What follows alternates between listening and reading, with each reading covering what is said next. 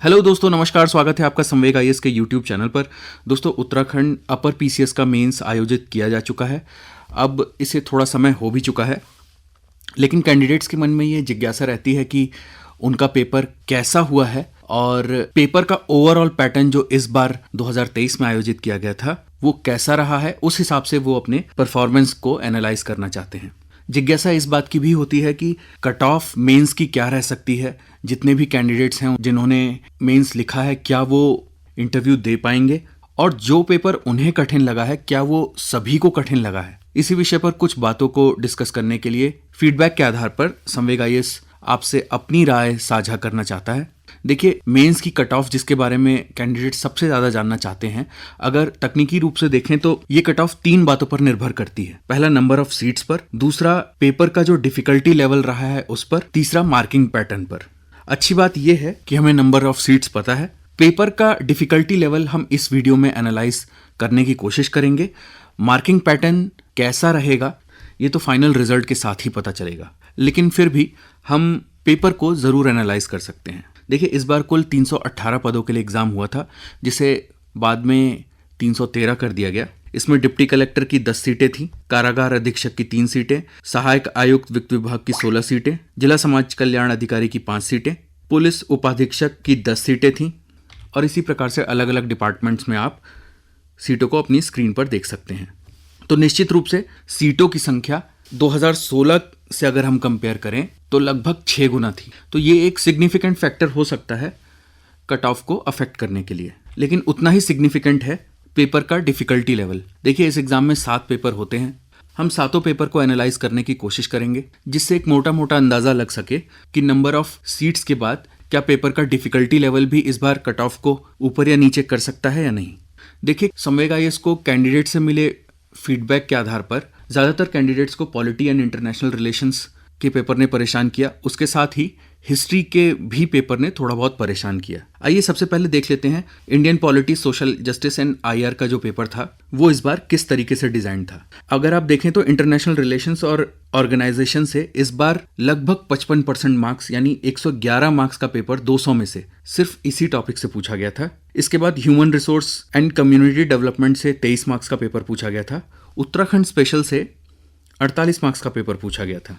तो अगर international relations और ऑर्गेनाइजेशंस की बात की जाए, वहां से इतने ज़्यादा मार्क्स का पेपर बना करके इस पेपर को थोड़ा सा एक तरफा कर दिया गया था, जो कि कैंडिडेट्स के लिए थोड़ा अनएक्सपेक्टेड था। बात करें इस पेपर के सेक्शन ए की, तो क्वेश्चन नंबर 14 और 15 इजी और डुएबल थे। क्वेश्चन नंबर 13 ब्लू हेलमेट वाला क्वेश्चन, इसने कई कैंडिडेट्स को परेशान किया। हालांकि अगर यही क्वेश्चन प्रीलिम्स में ऑप्शन के साथ दिया गया होता तो एलिमिनेशन के साथ ये क्वेश्चन किया जा सकता था। क्योंकि क्वेश्चन सब्जेक्टिव था तो बहुत सारे स्टूडेंट्स को समय के अभाव के कारण उस समय क्लिक नहीं कर पाए। इसके बाद सेक्शन बी की बात करें तो ये भी इजी और डुएबल था। यहाँ पर 9 डैश लाइन साउथ चाइना सी से संबंधित है। एग्जाम में बहुत से कैंडिडेट्स को समय के अभाव के कारण इस फैक्चुअल क्वेश्चन को अटेम्प्ट करने में थोड़ी सी दिक्कत आई। क्वेश्चन नंबर 25 यूएसएटीए के बारे में था। इसमें भी कुछ कैंडिडेट्स को अटेम्प्ट करने में थोड़ी सी दिक्कत पेश आई। अगर सेक्शन सी यानी 8 नंबर के क्वेश्चन की बात करें तो क्वेश्चन नंबर 30, 31 और 32, इन क्वेश्चन को अटेम्प्ट करने के लिए थोड़ा सा एनालिटिकल स्किल की रिक्वायरमेंट थी। लेकिन जिन कैंडिडेट्स ने आंसर राइटिंग को अच्छे से प्रैक्टिस किया था उनके लिए ये क्वेश्चन बहुत ज़्यादा डिफिकल्ट नहीं था। कहने का मतलब यह है कि एग्ज़ाम में आप इन क्वेश्चंस को, अगर आपने आंसर राइटिंग की है तो मैनेज किया जा सकता था इन क्वेश्चंस को।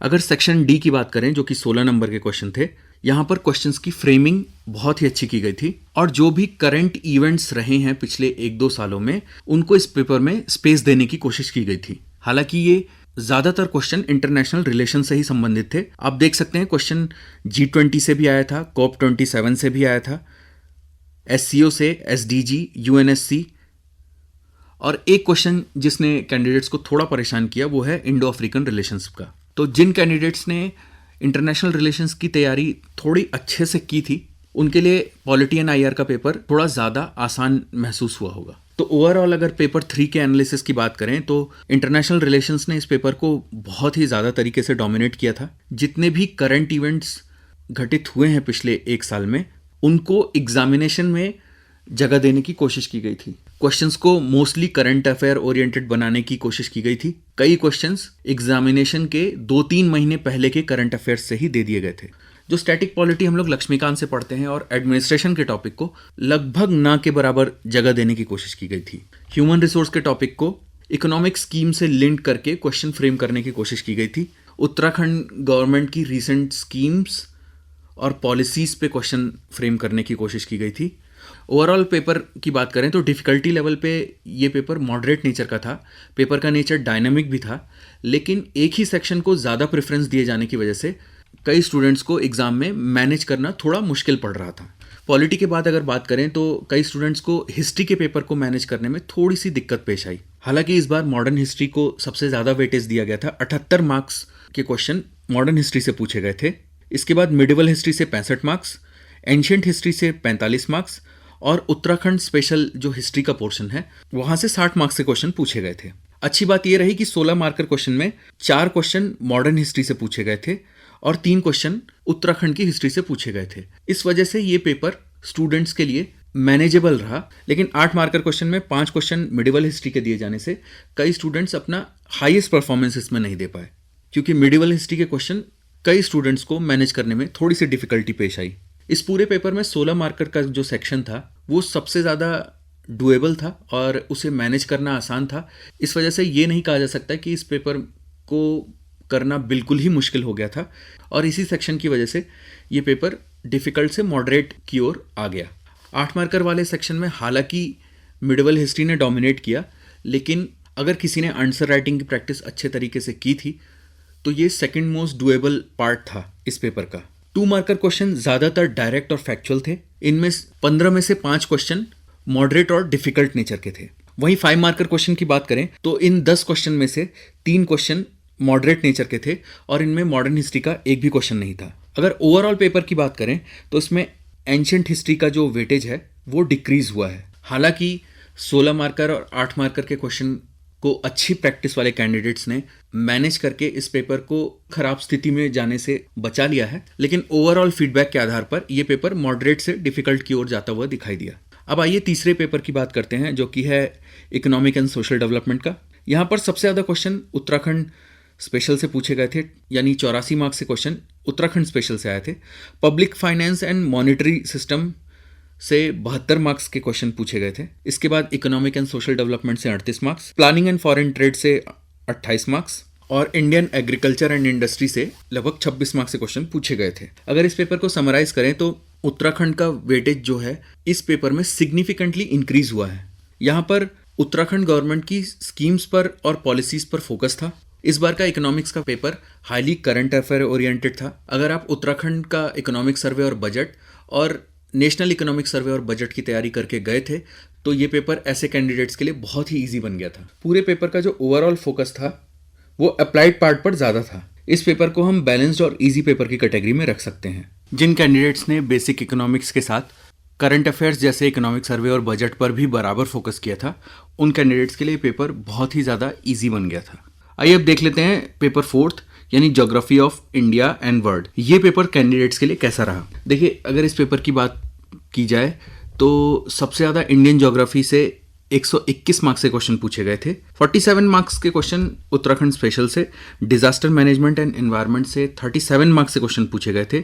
बेसिक एंड वर्ल्ड ज्योग्राफी से 43 मार्क्स के क्वेश्चन पूछे गए थे। हालांकि ज़्यादातर कैंडिडेट्स को ये एक्सपेक्टेड रहता है कि किसी भी मेंस के पेपर में इंडियन ज्योग्राफी को ज़्यादा वेटेज दिया जाता है, तो ये पेपर भी मोस्टली ऑन एक्सपेक्टेड लाइंस ही था। अगर क्वेश्चन के नेचर की बात की जाए तो 8 और 16 मार्कर जो क्वेश्चन थे उनमें डायरेक्टली किसी फैक्ट को पूछने की बजाय अप्लाइड कॉन्सेप्ट पर ज़्यादा फोकस था। 2 और 5 मार्कर क्वेश्चन में ट्राइब्स से काफ़ी क्वेश्चन पूछे गए थे। 2 मार्कर क्वेश्चन ज़्यादातर डायरेक्ट और फैक्चुअल थे। ओवरऑल पेपर को हम इजी टू मॉडरेट की कैटेगरी में रख सकते हैं, जहां पर आपको बेसिक कॉन्सेप्ट्स की क्लियर अंडरस्टैंडिंग की रिक्वायरमेंट थी, क्योंकि ओवरऑल पेपर का जो फोकस था वो कॉन्सेप्ट्स की अंडरस्टैंडिंग डिमांड करता था। कुछ क्वेश्चन ऐसे भी थे जिन्हें देखकर कैंडिडेट्स ने थोड़ा अनकंफर्टेबल फील किया, जैसे question number 20 vegetation in north east region, question number 21 और 23 tribal belt and question number 29 development of transport in last 2 decades. अब यहाँ पर आपको गोल्डन क्वाड्रिलेटरल के डेवलपमेंट से लेकर के प्रेजेंट जो डेवलपमेंट हो रहा है, जहाँ पर इंडिया वर्ल्ड रिकॉर्ड सेट कर रहा है अगर रोड ट्रांसपोर्ट की बात की जाए, और एयर ट्रांसपोर्ट की कॉस्ट को लगातार गवर्नमेंट घटाने की कोशिश कर रही है। फिर आप पैसेंजर ट्रांसपोर्ट के साथ गुड्स ट्रांसपोर्ट के लिए भी गवर्नमेंट ने क्या स्टेप्स लिए हैं, अगर इन सारे डायमेंशंस को कवर करने की कोशिश करेंगे तो ये एक अबव एवरेज मार्क्स आपको दिला सकता था। लेकिन सडनली एग्जाम लाइक सिनेरियो में लास्ट 2 डिकेड्स की बात करके ये क्वेश्चन थोड़ा सा अनकंफर्टेबल फील करा सकता था कई कैंडिडेट्स को। हालांकि कई कैंडिडेट्स ने इसको अटेम्प्ट भी किया है। क्वेश्चन नंबर 37 की बात करें तो वान थ्यूनेन के मॉडल ऑफ एग्रीकल्चरल लोकेशन की बात की गई है। जिन कैंडिडेट्स के लिए ज्योग्राफी ऑप्शनल रह चुका है उनके लिए तो क्वेश्चन बहुत ही ईजी था। बाकी कैंडिडेट्स को इस क्वेश्चन ने थोड़ा अनकंफर्टेबल फील कराया। आइए अब अगले पेपर की बात कर लेते हैं, जनरल साइंस एंड टेक्नोलॉजी की। देखिए, अगर सबसे पहली बात करें इस पेपर में इस बार साइंस से ज़्यादा टेक्नोलॉजी को वेटेज दिया गया है। इन्वायरमेंट और डिजास्टर मैनेजमेंट से सबसे ज़्यादा 46 मार्क्स के क्वेश्चन पूछे गए हैं। इसके बाद बायोटेक एंड नैनो टेक्नोलॉजी से 44 मार्क्स के क्वेश्चन पूछे गए हैं। Third weightage computer and cyber security को 38 मार्क्स के साथ दिया गया है। स्पेस एंड टेक को 26 मार्क्स का वेटेज दिया गया है। केमिस्ट्री से 34 मार्क्स के क्वेश्चन पूछे गए हैं। फिजिक्स से 27 मार्क्स, बेसिक बायोलॉजी से 21 मार्क्स। तो बेसिक बायो और बायोटेक एंड नैनोटेक को अगर जोड़ दिया जाए तो लगभग 65 मार्क्स का पेपर यहाँ से बना है। देखिए, अगर ओवरऑल पेपर को एनालाइज किया जाए तो इस बार का पेपर कोर साइंस पर कम फोकस करके टेक्नोलॉजी पर ज़्यादा फोकस कर रहा था। कोर साइंस से लगभग 82 मार्क्स के क्वेश्चन पूछे गए हैं और इसी वजह से ये पेपर 2012 और 2016 के मुकाबले काफ़ी हद तक डुएबल बन गया था। हालांकि जिन कैंडिडेट्स ने 10th के बाद साइंस को नहीं पढ़ा है उनके लिए निश्चित ही थोड़ा डिफ़िकल्ट ये पेपर रहा है। लेकिन अगर आपने टेस्ट सीरीज़ को सीरियसली अटेम्प्ट किया है तो ये पेपर काफ़ी हद तक एक्सपेक्टेड लाइंस पर ही था। जैसे सेमीकंडक्टर का जो टॉपिक है वो अभी भी यूकेपीएससी का फेवरेट टॉपिक ही चल रहा है। एक क्वेश्चन उससे दिया गया था। इंडिया और पूरे वर्ल्ड में वाटर क्राइसिस की वजह से वाटर प्यूरिफिकेशन का क्वेश्चन काफ़ी हद तक एक्सपेक्टेड था और इसी तरीके से बहुत सारे क्वेश्चन एक्सपेक्टेड लाइंस पर आए थे जिन्हें नॉन साइंस बैकग्राउंड के स्टूडेंट्स भी सिलेबस को केयरफुली एनालाइज करके और एक सीरियस तरीके से टेस्ट सीरीज को अटेम्प्ट करके मैनेजेबल बना सकते थे और काफ़ी स्टूडेंट्स ने इसे मैनेजेबल बनाया भी है। कोर साइंस का वेटेज कम होने की वजह से ये पेपर थोड़ा डायनेमिक नेचर का लग रहा था और 2012 और 2016 के मुकाबले इस पेपर को थोड़ा इजी कहा जा सकता है क्योंकि biotech, nano technology, semiconductors, water purification, computers and cyber security आजकल स्टेट पीएससी के साथ यूपीएससी के भी फेवरेट टॉपिक्स बने रहते हैं और हर कैंडिडेट्स चाहे वो साइंस बैकग्राउंड का हो या फिर नॉन साइंस बैकग्राउंड का हो इन टॉपिक्स के टच में ज़रूर रहता है। अब बात कर लेते हैं पेपर 7 की यानी एथिक्स एंड जनरल एप्टीट्यूड के पेपर की, जहाँ पर आपको 120 मार्क्स के लिए मैथ्स के क्वेश्चन को अटेम्प्ट करना पड़ता है और 80 मार्क्स के लिए एथिक्स के क्वेश्चन को अटेम्प्ट करना पड़ता है। बात करें एथिक्स की तो ये काफ़ी हद तक डायरेक्ट और इजी क्वेश्चंस के साथ पूछा गया था। एथिक्स में फिलॉसफी से 20 मार्क्स के क्वेश्चन पूछे गए थे। एडमिनिस्ट्रेटिव एथिक्स से 37 मार्क्स के क्वेश्चन पूछे गए थे जो कि काफ़ी हद तक एक्सपेक्टेड था। एथिक्स एंड ह्यूमन इंटरफेस से 15 मार्क्स के क्वेश्चन पूछे गए थे। और बात करें मैथ्स की तो यहाँ पर सबसे ज़्यादा marks simple and compound interest को दिया गया था। यहाँ पर 26 मार्क्स के question simple and compound interest से पूछे गए थे। इसके बाद 23 मार्क्स के क्वेश्चन प्रॉफिट एंड लॉस थे और 21 मार्क्स के क्वेश्चन वर्क एंड टाइम से पूछा गए थे। साथ ही में 21 मार्क्स के क्वेश्चन स्टैटिस्टिक्स से भी पूछे गए थे। देखिए, अगर स्टूडेंट्स के फीडबैक की बात करें तो मैथ्स के जो क्वेश्चन थे हालांकि वो बहुत ज़्यादा टफ नहीं थे लेकिन वो काफ़ी ज़्यादा कैलकुलेशन डिमांड करते थे और एक ही क्वेश्चन में मल्टीपल कॉन्सेप्ट्स डाल करके कैलकुलेशन को थोड़ा कॉम्प्लेक्स बनाने की कोशिश की गई थी। लेकिन इसी चीज़ को एथिक्स ने कंपनसेट कर दिया क्योंकि एथिक्स के क्वेश्चन ईजी और डुएबल बनाए गए थे। ओवरऑल मैथ्स का जो पेपर था वो काफ़ी टाइम कंज्यूमिंग था और जो नॉन मैथ्स बैकग्राउंड के कैंडिडेट्स थे उनके लिए मैथ्स के पोर्शन को कंप्लीट करने में काफ़ी दिक्कत आई और कई नॉन मैथ्स बैकग्राउंड के कैंडिडेट्स जिन्होंने एथिक्स को पहले नहीं अटेम्प्ट कर लिया था उनके लिए इस पेपर को ओवरऑल मैनेज करने में भी थोड़ी सी दिक्कत पेश आई। हालांकि जिन कैंडिडेट्स की मैथ्स पर कमांड है और एथिक्स के पेपर इजी हो जाने की वजह से ऐसे कैंडिडेट्स का काफ़ी पॉजिटिव फीडबैक मिला है इस पेपर के लिए।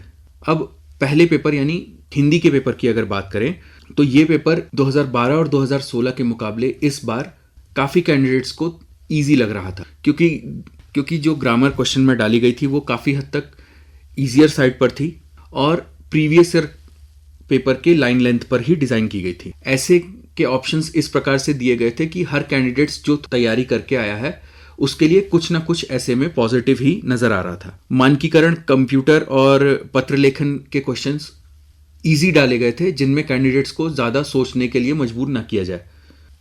तो पहला पेपर जो कि हिंदी का होता है और जिसके लिए कैंडिडेट्स काफी चिंतित भी रहते हैं, उसने इस बार इतना परेशान नहीं किया जितना कि हिस्ट्री और पॉलिटी ने किया है। तो अगर हम सातों पेपर के ओवरऑल एनालिसिस का कंक्लूजन निकालें तो आप ये पाते हैं कि पेपर में हालांकि पिछले सालों से कुछ बदलाव हुए हैं, लेकिन लगभग 5 से 6 साल के अंतराल पर हुई इस मेंस परीक्षा में ये बदलाव बिल्कुल भी अनएक्सपेक्टेड नहीं थे। चाहे आप यूपीएससी की बात करिए या फिर स्टेट्स पीसीएस की बात करिए, पेपर के डायनेमिक नेचर पर अब लगभग सभी आयोग फोकस करते हैं। हालांकि हिस्ट्री और पॉलिटी जैसे पेपर ने कई कैंडिडेट्स को परेशान किया, साथ ही नॉन मैथ्स बैकग्राउंड के कैंडिडेट्स को भी मैथ्स के कैलकुलेशन ने थोड़ा परेशान किया। लेकिन इस मेंस के पेपर से ये भी पता चलता है कि अगर आपने टेस्ट सीरीज को सीरियसली अटेम्प्ट किया है और आपने अपने आंसर्स को एनालाइज करके उसमें सुधार किया है तो ऐसी अनकंफर्टेबल सिचुएशन को भी आप मैनेज कर सकते थे। संवेग आईएएस की मेंस की टेस्ट सीरीज से जुड़े कैंडिडेट्स के फीडबैक के आधार पर ज्यादातर कैंडिडेट्स ने पेपर को टाइम पर कंप्लीट कर लिया था और वो पेपर को क्वालिटी कंटेंट के साथ मैनेज करने में भी सफल रहे हैं। दोस्तों, आइए अब तीसरे महत्वपूर्ण पहलू पर चर्चा कर लेते हैं, जो कि है मार्किंग पैटर्न। जहां तक पेपर की डिफिकल्टी लेवल का सवाल है, इसका कट ऑफ पर थोड़ा इम्पैक्ट पड़ेगा। केवल पेपर 2 और पेपर 3 ने मेजॉरिटी ऑफ द कैंडिडेट्स को थोड़ा परेशान किया है और नॉन मैथ्स बैकग्राउंड के जो स्टूडेंट्स हैं उनको पेपर 7 ने थोड़ा अनकंफर्टेबल सिचुएशन में डाला। लेकिन इस बात से भी इनकार नहीं किया जा सकता है कि 2016 के मुकाबले स्टूडेंट्स के प्रिपरेशन का लेवल और उनके अवेयरनेस का लेवल बहुत ज़्यादा इंप्रूव हो चुका है। ये फैक्ट संवेग आईएएस द्वारा आयोजित मेंस की मॉक टेस्ट सीरीज में काफ़ी एविडेंट था। जहाँ तक मार्किंग पैटर्न की बात है, अगर हम उसे 2016 के समान ही रखें या फिर थोड़ा बहुत ऑन द टफर साइड समझ करके चलें, फिर भी नंबर ऑफ सीट्स जो कि लगभग 6 गुना है वो बहुत ही सिग्निफिकेंट रोल प्ले करेंगी कट ऑफ को डिसाइड करने में। जहां तक बात की जाए 2016 के मेंस की कट ऑफ की, तो समेकित पद के लिए ये कट ऑफ 792 गई थी। उत्तराखंड महिला के लिए ये कट ऑफ 757 थी। इस बार चूंकि 318 पद के लिए विज्ञापन दिया गया था, जो बाद में चलकर 313 पद हो चुका है, कट ऑफ में 20 से 40 मार्क्स का फर्क आने का अनुमान लगाया जा सकता है। हालांकि ये एनालिसिस बिल्कुल एब्सोल्यूट नहीं है, क्योंकि मार्किंग पैटर्न के बारे में प्रेजेंट सिनेरियो में कोई कुछ भी नहीं कह सकता है। इसलिए हम अगर पिछले मार्किंग पैटर्न को ही मान करके चलें तो लगभग 20 से 40 मार्क्स तक कट ऑफ घट सकती है और उस हिसाब से यूके पीसीएस मेंस की कट ऑफ लगभग 750 से 770 मार्क्स तक जा सकती है। ये कट ऑफ फर्दर रिड्यूस हो सकती है या फिर बढ़ भी सकती है, डिपेंडिंग अपॉन मार्किंग पैटर्न कैसा रहे। तो ये तो था मेंस का एनालिसिस, उन कैंडिडेट्स की क्यूरियोसिटी को एड्रेस करने के लिए जो मेंस की कट ऑफ को लेकर के काफ़ी असमंजस की स्थिति में है। दोस्तों, 2023 के लिए आयोग ने अपने लगभग सभी बड़े एग्जाम्स के लिए कैलेंडर निकाल दिया है। बहुत सारे कैंडिडेट्स इस असमंजस की स्थिति में हैं कि अब मेंस के बाद वो क्या करें। इस बारे में हम अपनी अगली वीडियो में आपसे ज़रूर डिस्कशन करेंगे और उम्मीद करते हैं कि इस एनालिसिस से आपको कुछ पर्सपेक्टिव ज़रूर मिला होगा। इस डिस्कशन में शामिल होने के लिए आपका बहुत बहुत धन्यवाद।